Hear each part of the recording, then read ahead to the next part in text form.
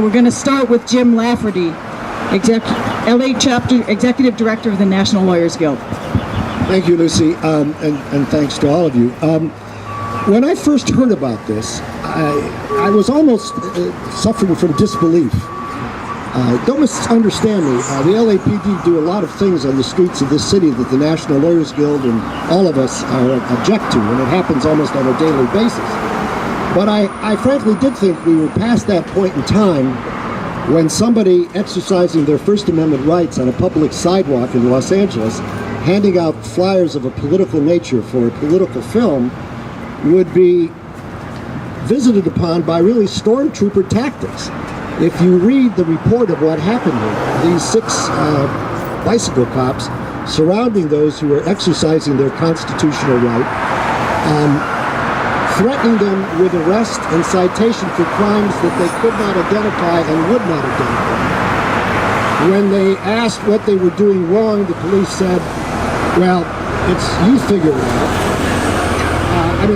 I've already talked with some members of the LAPD who have egg on their face.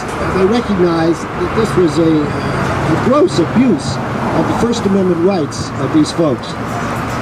I have to think that if somebody from a Disney film was standing where these folks were standing and passing out flyers for a Disney movie or any other movie in this country today, the police would not have bothered them in any way, shape, or form. It's inescapable that it's because of the revolutionary message of this film and of the group that was passing out the literature about this film that caused the police to react in the way they reacted. It's inexcusable, and one of the things that we're certainly looking at whatever kinds of legal relief or legal redress will be in order here. In addition to that, when this press conference is over today, I think we're all going to be going back to the site of this alleged crime and engaging in, I intend to, certainly engage in the same activity that was engaged in on Saturday, and we'll see whether the police would dare once again to violate the constitutional rights, the First Amendment rights of the Revolutionary Communist Party, its supporters, and those who are trying to simply publicize the need and desire of their group to show this movie, a revolutionary movie with a revolutionary message, certainly a message that at a time of great repression and poverty and homelessness and joblessness in this country is a movie that I would think everyone would give a fair listen to. So I thank you for calling this press conference. I'm proud to be part of this effort. And whoever's next, Lucy. Thank you, Michael, for the invitation to come here. And it is a great honor to be among my fellow speakers, Jim Lafferty, of course, Meri Ka Ra.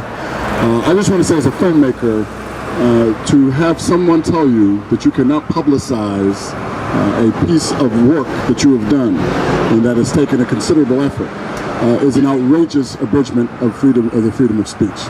Dr. King once said very eloquently that injustice anywhere is a threat to justice everywhere. And so anytime that someone is trying to prohibit someone from exercising their free rights simply by drawing attention to the fact that a film has been made that people in this time, perhaps more than ever, need to hear. I know a lot of people, particularly in this community, have been emboldened by the re-election of President Obama.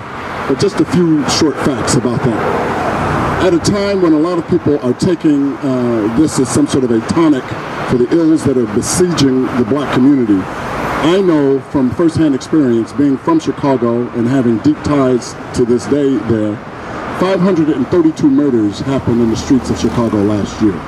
One most recently in the month of January happened a mile or a couple of blocks, frankly, away from where the president makes his Chicago home. And no one had anything to say about it.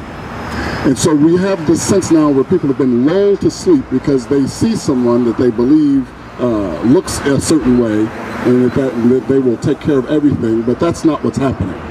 The unemployment rates in America, for black people in particular, are higher than they have ever been, or at least in recent memory. The violence has picked up. There are great things that have been done in cities like Los Angeles, the improvements that have been made with the police working with gang prevention. Of the 600 and some odd murders that happened last year, less than a third of them were gang related. But when it comes to other aspects of how they conduct their business, particularly allowing people to say what they want to say and need to say and have a right to say, then they've fallen woefully short.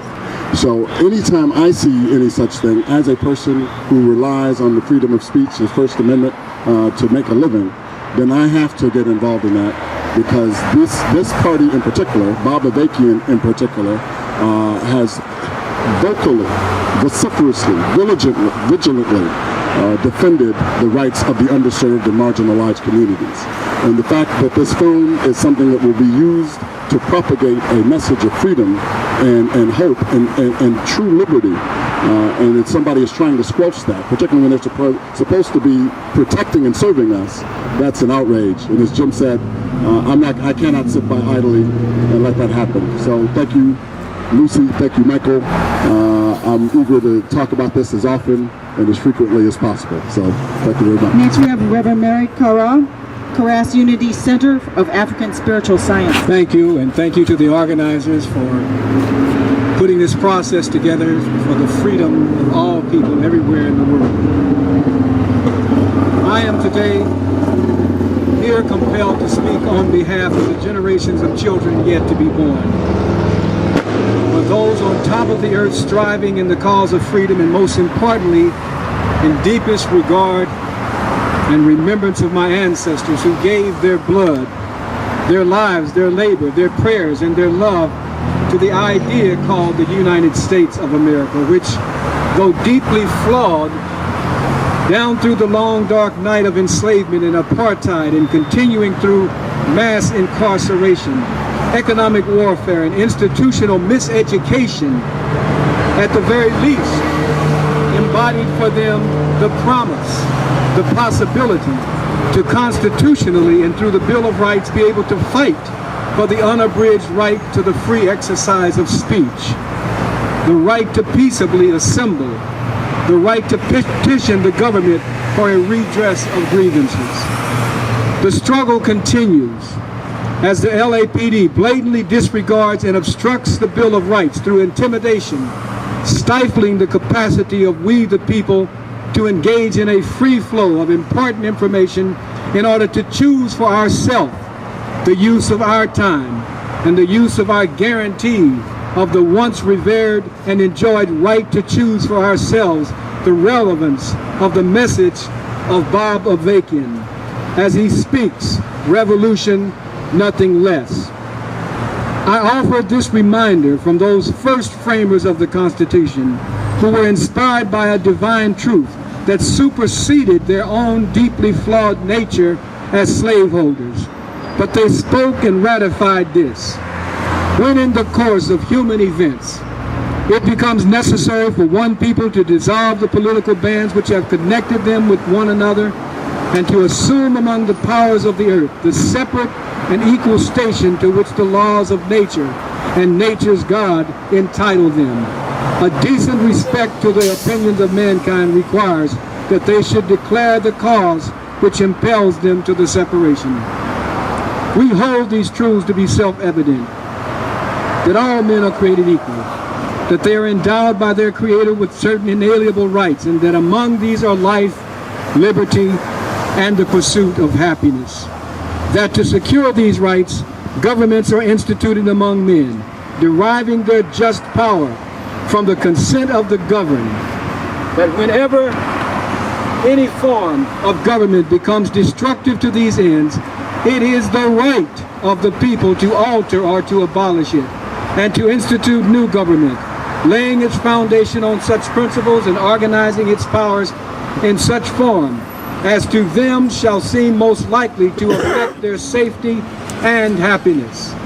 As a community elder and spiritual leader, my responsibility is the uplifting of the ancient principles of Ma'at, that being truth, justice, righteousness, order, balance, harmony, propriety, and righteousness, as such a form most likely to affect our safety and happiness, and that encompasses the highest teaching for humanity and our sharing of the resources of the earth. My hearing of Bob Avakian's platform affirms a high teaching for all humanity and includes a clear message of operative and restorative justice, focused upon the redress of human rights for America's black citizens.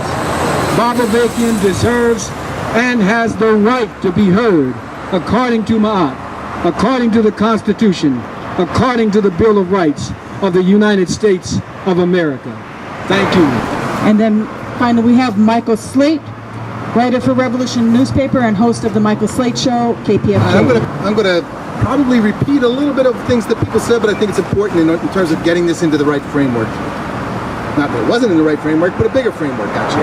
Yes, On March 9th, the LAPD attempted to stop a group of revolutionaries from distributing informational material about an upcoming film premiere, BA Speaks, Revolution, Nothing Less, on the corner of Crenshaw Boulevard and Martin Luther King. This ham-fisted attempt at suppression was a clear violation of long-standing legal and civil rights. How else would you describe cops telling people that what they were doing, speaking on a bullhorn and handing out flyers promoting this film, was illegal and grounds for citation and arrest, but then refusing to tell them what codes they were supposedly violating? Instead, the revolutionaries were told that if they insisted on knowing what possible charges they faced, they could get arrested and find out for themselves. Meanwhile, 6 bicycle cops lined up on the sidewalk next to the revolutionaries for almost an hour. Eventually, the revolutionaries were presented with a scrap of paper containing a handwritten list of codes that they were supposedly violating. Now, I was out there shortly after all this happened, within minutes of this all happening, and I interviewed the people who were on the corner, and I talked to them about what they were doing. And then I went back and looked up these codes, and a careful reading of the codes that people were presented with, a careful reading of these municipal codes, makes clear that these were absolutely not applicable to what this group was doing on that corner. This was outrageous and illegal action by the police aimed at silencing political speech that's exposing this system. It is yet another example of the LAPD's well-known and established history of illegal harassment and repression violating the rights of people. This was a show of force and intimidation to prevent the people in South Central LA from finding out about this very important film of a talk by Bob Avakian. BA Speaks, Revolution, Nothing Less, which has been described by one of the filmmakers as a daring, substantive, scientific summoning to revolution. This type of harassment has been persistent in South Central LA, and it will not succeed and it will not be tolerated.